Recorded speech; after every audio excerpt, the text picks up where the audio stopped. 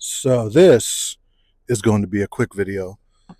I'm across the street from this little part-time job that I'm working, retail, right? I went from trucking to retail. Now, this is just part-time until I go back to work. But dude, I'm really liking this shitty little retail job.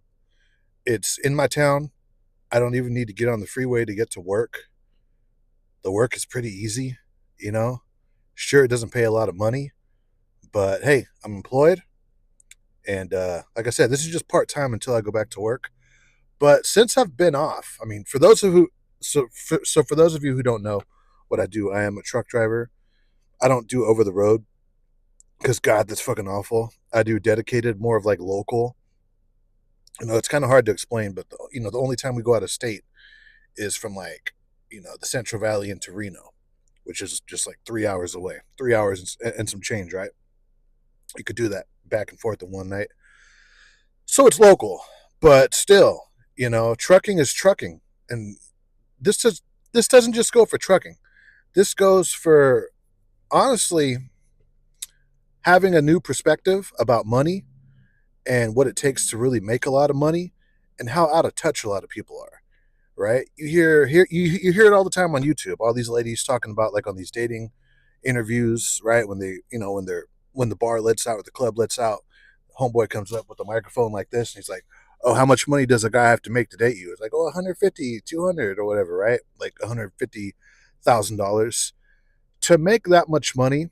If you're not a doctor or a lawyer, and even if you are a doctor or a lawyer, you're going to have to be at work most of the time. Most of your life is going to be spent at work. And this is the reason why, like, lawyers and doctors, a lot of them have substance abuse issues. A lot of them are like hardcore alcoholics. And I think what offing yourself is like really common within like the doctor industry and shit.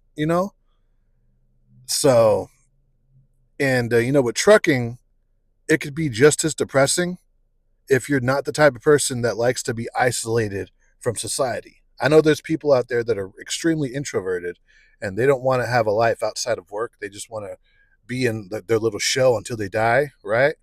I'm not that type of person. I like being able to get off work, and like overtime was 9 hours instead of 11 or 14, 5 to 6 fucking days a week. And then you're not even bringing that much money home.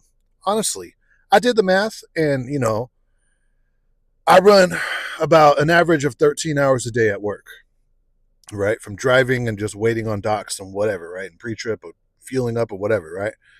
And 6 days of that, it comes out to like what, like either 16 or $18 an hour. And that's just the on-duty clock. And I'm not coming home until my 34-hour reset. Even though I'm right here, I'm still out all week. I don't get to come home. I don't get to get off work and do things like go grocery shopping, go to the store, go get a haircut, go do anything else other than be at work. This is different. I get to literally have a life. I make, yeah, less money, but life is about compromises, right? You know, you're gonna give up having a life outside of work to be at work, but you're gonna have the money. I would rather. This is why I think I've matured with the whole money thing.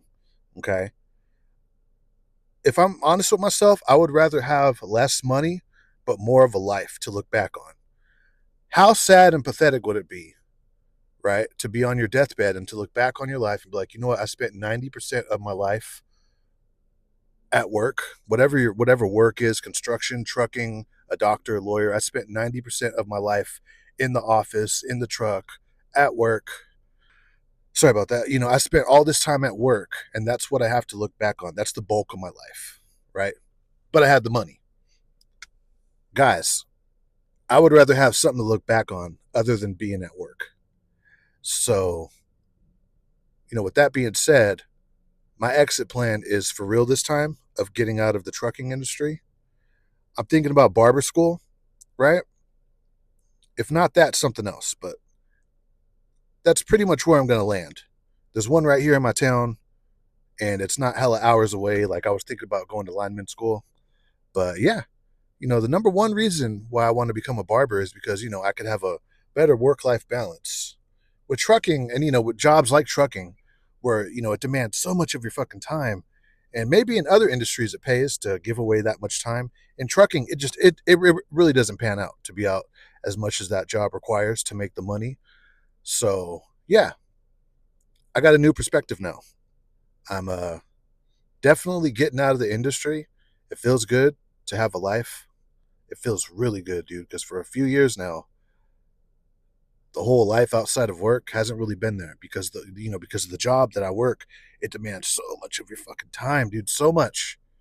So this is something to think about. If you want to make that much money, you have to be honest with yourself and be like, am I willing to live a lifestyle of being at work? Because ultimately, that's what it comes down to. Are you willing to give up, family life or romantic life, your social life, your health, right? Your health life, like going to the gym and being able to prepare food in the kitchen every day after work or like for breakfast. And then you come home and do it again for dinner, and you take home a healthy lunch that you prepared in the morning or the night before when you had dinner. Because, dude, if you're a trucker, you're not doing that. You don't have access to a kitchen like that. Maybe in your truck, but come on, you're in a fucking truck. Let's stop beating around the bush and let's start being honest. Okay? You have to be honest with yourself. Are you willing to give up so much of your life for the money? And if you are, my hat's off to you. I'm not willing to do it. I don't want to look back on my life and be like, yeah, I spent all of my life at work. My 30s, my 40s, my 50s. Hell, if you're younger than me in your 20s, I'm glad I got something to look back on in my 20s. I had a lot of good time in my 20s, right? Um, could have been way more successful in my 20s, but at least I got some really fun times to look back on with friends and family and, dating and just, having just a really good time like you should when you're younger. Because there's a lot of people who don't. There's a lot of people who've lived their life in a shell, in a cocoon, and, they let like some of the best years of their life go by in their 20s. They look back on their 20s and, uh, you know, maybe they don't have nothing to look back on. I'm so glad I have a lot of fun experiences to look back on with people, um, that, it's something to look back on and put a smile on my face, right? Sure, the money wasn't really there. I was always working. I had a decent job in my 20s. But on top of that, dude, I got some really good times to look back on in my 20s. I don't want my 30s, to be like where my life stopped for money. I don't want to do that. If you're cool with that, hats off to you. I got to get back to work. Lunch is over. Here comes the train. That's the video for today. Something to think about. I got a new perspective on money. Peace out.